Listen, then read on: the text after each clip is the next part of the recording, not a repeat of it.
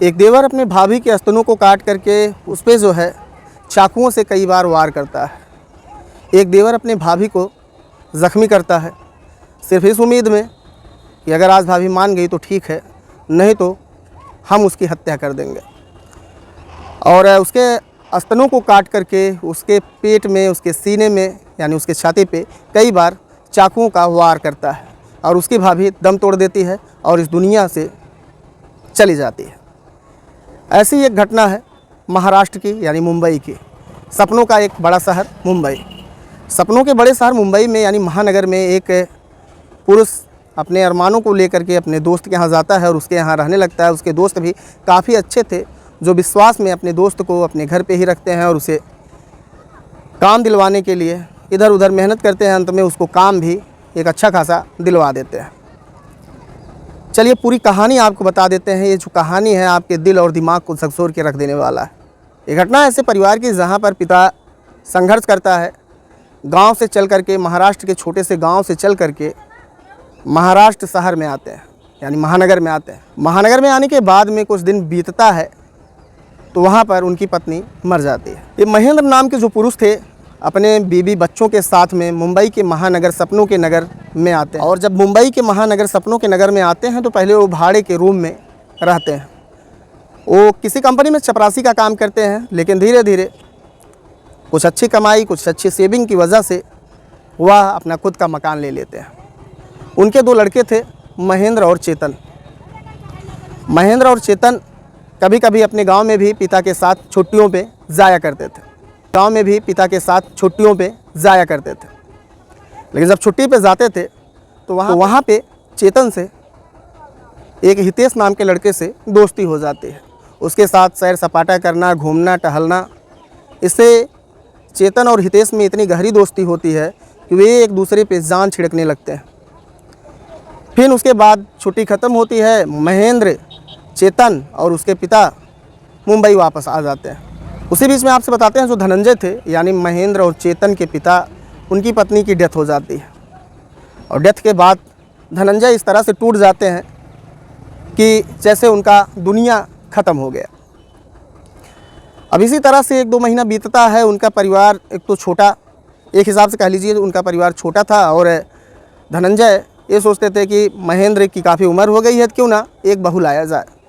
तो महेंद्र की श्वेता नाम की एक सुंदर स्त्री से शादी होती है जो पढ़ी लिखी भी थी, समझदार भी थी और घर का काम काज में काफ़ी जानकार थी। जब श्वेता नाम के लड़की से महेंद्र की शादी करवाते हैं धनंजय, तो परिवार काफ़ी अच्छे से फिर से चलने लगता है। उनका एक रूटीन था, सुबह सब लोग निकलते थे ड्यूटी के लिए, रात में घर पे आते थे ड्यूटी से। मुंबई का अक्सर यही नियम है, गांव देहात से लोग भी जाते हैं तो यही बताते हैं। इसी तरह से कुछ दिन चलता रहा और श्वेता सुबह उठती थी, लोगों के लिए चाय नाश्ता टिफ़िन तैयार करना उसका रोज़ का दिनचर्या था। और श्वेता जब इन लोगों को ड्यूटी भेज देती थी तो अपने घर के रोज़मर्रा की जो ज़िंदगी के काम होते हैं, घर के जो काम होते हैं, एक महिला घर की किस तरह से काम करती है आप जानते हैं, उन कामों में वह लग जाया करती थी। अब आपसे बताते हैं कि महेंद्र और श्वेता की जब शादी हुई तो दोनों बड़े खुश थे। उसी बीच में चेतन का दोस्त हितेश गांव से फ़ोन करता है चेतन के पास कि चेतन, मैं शहर आना चाहता हूं और घर पे आर्थिक तंगी है यार, मुझे हेल्प की ज़रूरत है, आप हेल्प करो और मुझे नौकरी दिलवाओ मुंबई में। चेतन भी हाँ कर देता है और धनंजय यानी चेतन और महेंद्र के पिता इस बात को जानते थे कि हितेश हमारे गांव का है और काफ़ी अच्छा है, तो वह उसे बुला लेते हैं। उसके बाद महेंद्र भी और चेतन भी उसके लिए मिल के नौकरी ढूंढते हैं। नौकरी ढूंढने के बाद में उसे एक पूमा की कंपनी में, पूमा कंपनी के शोरूम में उसको काम दिलवाते हैं। जब हितेश को पूमा कंपनी के शोरूम में काम मिल जाता है तो वह काम पे जाने लगता है। यानी मॉर्निंग में सबके साथ वह काम पे निकलता था और रात में सबके साथ रूम पे आता था यानी घर पे। श्वेता भी काफ़ी अच्छी थी, खूबसूरत थी और संस्कार भी उसके अंदर थे, सबका सम्मान करती थी। जिस तरह से उसका देवर चेतन था, चेतन से जिस तरह से देवर भाभी का रिश्ता होता है, उसी तरह से हितेश को भी वह अपना समझती है। और देवर भाभी के रिश्ते की वजह से हितेश इस तरह से मजाक करने लगता है जैसे आमतौर पर लोग अपने भाभी से मजाक करते हैं। चलिए आगे आपको बताते हैं कि जब हितेश धीरे धीरे उस परिवार में घुल मिल जाता है। तो कुछ दिन बाद उसके मन में यह भावना आती है कि क्यों ना भाभी को अपने हवस का एक बार शिकार बनाऊं। भाभी तो मुझसे हंसी मजाक करती हैं, मैं भी भाभी से हंसी मजाक करता हूं। अब उसके मन में शैतानी ख्याल, शैतानी सोच पनपने लगते हैं। अब धीरे धीरे हितेश भाभी के पास जाने लगता है, भाभी से नज़दीकियां बनाने लगता है, भाभी से कुछ डबल मीनिंग में जो है मजाक भी करने लगता है। हालांकि परिवार यही जानते थे कि आज तक तो हितेश अच्छे से था, आज हितेश के ऊपर शक करना गलत होगा, और परिवार के लोग हितेश को अपना समझने लगते हैं। इस वजह से हितेश के ऊपर किसी भी प्रकार की शंका ना होती थी, ना ही महेंद्र और चेतन और उसके पिता का भी धनंजय शक किया करते थे। अब इधर जो है इसी का फ़ायदा उठाकर हितेश श्वेता से बहुत उल्टे सीधे मजाक भी किया करता था। एक दिन सब लोग ड्यूटी निकलते हैं। ड्यूटी जाते समय तो वह तो सबके साथ जाता है, लेकिन वह ड्यूटी से कुछ घंटों बाद वह वापस आ जाता है घर पर। श्वेता घर में अकेली थी। जब श्वेता उससे पूछती है कि आखिर हितेश क्यों इतने जल्दी आप आ गए, आप तो शाम को सबके साथ ही आया करते थे। हितेश बोलता है, मेरे सर में भाभी दर्द है, इस वजह से मैं शोरूम से वापस आ गया और आज मैं आराम करूंगा, कहीं नहीं जाऊंगा। और वह अपने हवस भरी निगाहों से श्वेता को निहारने लगता है। हालांकि वहाँ से श्वेता उठती है, जाती है, उसके लिए चाय बनाती है और चाय बनाने के बाद उसे चाय देती है। जब उसे चाय देती है श्वेता, तो वह चाय पीता है। चाय पीने के बाद श्वेता कहती है, ठीक है आप ऊपर के रूम में जाके आराम करिए, मैं नहाने जा रही हूँ। अब इधर ये मौका का फ़ायदा पा जाता है। यह मौका का फ़ायदा उठाने के चक्कर में जब श्वेता बाथरूम में जाती है तो यह जो है टीवी की आवाज़ काफ़ी तेज़ कर देता है, और आवाज़ तेज़ करने के बाद ज़बरदस्ती उसके साथ बाथरूम में घुस जाता है। जब बाथरूम में घुसता है तो उसके बाद उसके साथ में ज़ोर ज़बरदस्ती करना, खींचातानी करना, कपड़ों को फाड़ देना, ऐसे वह श्वेता के साथ ही तेज़ करता है। ना तो घर पे धनंजय थे, ना महेंद्र थे, ना चेतन थे। ये तीनों ड्यूटी थे। ये भी साथ ड्यूटी गया, लेकिन ड्यूटी से वापस आ गया एक प्लान के तहत। जब प्लान के तहत ये वापस आ जाता है, उसके बाद बाथरूम में जाकर श्वेता से हर एक तरह से एक संभव प्रयास करता है कि आज श्वेता के साथ हम वो सब कर लें जो महेंद्र अपनी पत्नी श्वेता के साथ करते हैं। लेकिन सब श्वेता वहाँ से बाथरूम से पेटीकोट और ब्लाउज पे भागते हुए हाल में आती है। हाल में भी गेट लगा होता है, चारों तरफ से बाउंड्री होती है, और उसके बाद वह खींच के फिर कमरे में लेके जाता है। कमरे में लेके जाता है, उसके बाद उसे फर्श में पटक कर ज़ोर ज़बरदस्ती करने का प्रयास करता है, लेकिन फिर भी वह सफल नहीं हो पाता है। जब महिला अपनी ज़िद पे आ जाती है और इज्जतदार खुददार होती है तो इतना आसान नहीं होता है कि कोई पुरुष ज़बरदस्ती भी उसके साथ कुछ गलत कर ले। अब श्वेता का हाल एक शेर के सामने बकरी जैसा हो गया था।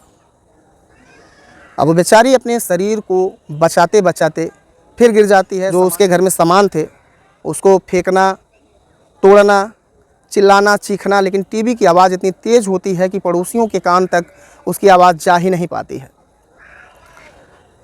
अब जब यह देखता है हितेश कि अब तो इतना श्वेता वायलेंट हो गई है और शोर मचा रही है, मुझे धक्का दे रही है, तो हितेश किचन में जाता है और सब्जी काटने वाली चाकू को लेकर के आता है। जब चाकू को लेकर के आता है तो उसके स्तन पर चाकुओं से कई वार करता है, उसके पेट पर चाकुओं से कई वार करता है। अब उसके बाद उसके स्तनों के साथ में चाकू से कई जगह काट देता है, यानी स्तनों पर भी चाकू चलाता है। इतना शैतान हो जाता है हितेश। श्वेता वहीं दम तोड़ देती है, और दम तोड़ने के बाद में हितेश वहीं कुछ टाइम बैठकर सोचता है कि आखिर हमने क्या किया, आखिर कुछ श्वेता के साथ हम कर भी नहीं पाए और इसकी जान भी ले लिए। हालांकि जैसे तैसे ही कमरे और उस श्वेता की डेड बॉडी को छोड़ करके वह जाता है बाथरूम में, अपने हाथ मुंह को धुलता है, कपड़ा बदलता है, और फिर वह पूमा कंपनी के शोरूम में वापस चला जाता है। इधर महेंद्र अक्सर जब खाली हुआ करता था तो 1-1:30 बजे उसका लंच हुआ करता था, तो वह जो है श्वेता से ज़रूर बात करता था फ़ोन पर। अब वो श्वेता को लगातार फ़ोन करने लगता है। श्वेता तो फ़ोन नहीं उठाती है, तो उसे लगता है कि श्वेता ऐसा कभी नहीं करती थी। मेरा फ़ोन जाते ही श्वेता तुरंत फ़ोन उठाया करती थी। जब श्वेता फ़ोन नहीं उठाई तो उसे कुछ डाउट होने लगा कि क्यों ना हम पड़ोसियों से पता करें। तो महेंद्र जो है अपने पड़ोसी के पास फ़ोन करता है और फ़ोन करने के बाद पूछता है कि श्वेता मेरा फ़ोन नहीं उठा रही है, जाकर देखिए कि श्वेता आखिर फ़ोन क्यों नहीं उठा रही है। दरवाजे पर पड़ोसी जाता है और कई बार पीटता है, देखता है और सुनता है कि दरवाज़ा बंद है और आवाज़ जो है टीवी की काफ़ी तेज़ से बाहर तक आ रही है। जब तेज़ से टीवी की आवाज़ बाहर आती है तो पड़ोसी सोचता है कि इतनी बार मैं पीट रहा हूँ, दरवाज़ा नॉक कर रहा हूँ, श्वेता सो रही है या क्या है, चलिए मैं महेंद्र को बताता हूँ। अब वो क्या करता है कि महेंद्र को फ़ोन करता है और सारी बात बता देता है कि ऐसा बात है। अब महेंद्र घबरा जाता है कि आखिर श्वेता रात में मेरे साथ सोई थी और काफ़ी अच्छा नींद ली थी, महेंद्र ये सोचता है और इसी बीच घबरा करके अपने पिता धनंजय को फ़ोन करता है। धनंजय जैसे तैसे चिंता से सोचते हुए घर पर पहुंचते हैं। जब धनंजय दरवाज़ा खोलते हैं, दरवाज़ा खोलने के बाद वहां का जब नज़ारा देखते हैं तो वह चौंधिया कर गिर जाते हैं। कुछ टाइम रोने के बाद में धनंजय अपने बेटे महेंद्र और चेतन को फ़ोन करते हैं। अब ये घटना सुनते ही चेतन और महेंद्र रोते रोते अपने घर पहुंचते हैं। उसके बाद में हितेश को भी फ़ोन करते हैं। हितेश भी कंपनी से भागा आता है, उनके साथ में मिलकर मगरमच्छ के आंसू रोने लगता है। कुछ टाइम पड़ोसियों ने उनको समझाया और समझाने के बाद में पुलिस कंट्रोल रूम में फ़ोन करते हैं। इसी बीच में पुलिस आ जाती है और इसका जांच पड़ताल शुरू कर देती है। पड़ोसियों से बात करती है और धनंजय से बात करती है कि महेंद्र और चेतन के अलावा आपके घर में और कौन रहता है। धनंजय बताते हैं कि हमारे गांव का एक लड़का है हितेश, वो भी हमारे साथ में रहता है, अभी यहीं था, कहीं गया है। अब धनंजय को जब बुलाया जाता है तो पुलिस शक भरी निगाहों से उसको देखती है, लेकिन उस समय उससे कुछ पूछताछ नहीं करती, क्योंकि चोर के दाढ़ी में तिनका होता है, आपने सुना भी होगा। उसके बाद पुलिस जो है इन्वेस्टिगेशन अपना शुरू करती है, लोगों से पूछताछ इधर उधर जो है अपने अपने तरीके से पुलिस की कई टीमें बढ़ती हैं इस मामले को सॉल्व करने के लिए। काफ़ी जद्दोजहद के बाद अंततः शोरूम से, यानी पूमा के शोरूम में जहां हितेश काम किया करता था, वहां पर जा कर के पुलिस के लोग हितेश को अरेस्ट कर लेते हैं। अब अरेस्ट करने के बाद जब कड़ाई से हितेश से पूछते हैं तो हितेश वहां पे बताता है कि मैं जब से गांव से शहर आया था, भाभी के पास जब से आया, भाभी के बदन को देख करके मैं दीवाना हो गया था। भाभी की नसीली आंखें मुझे पसंद थी, भाभी काफ़ी मुझे अच्छा दिखती थी और मैं उनसे आकर्षित हो गया था। अब ये सब बातें जब वो पुलिस को बताई तो पुलिस ने पूछा, आखिर चलिए आपको अच्छी लगती थी, आकर्षित लगती थी, लेकिन उन्हें मारा क्यों? तो पुलिस के सामने वह फिर बताता है कि भाभी से मैंने कई बार अपने दिल की बात कही, भाभी मजाक में टाल देती थी, भाभी अक्सर मुझे मजाकिया स्वभाव का समझकर कुछ नहीं कहा करती थी, तो मुझे लगता था कि भाभी का भी मन है, लेकिन सामने से भाभी कुछ नहीं बोलना चाहती है।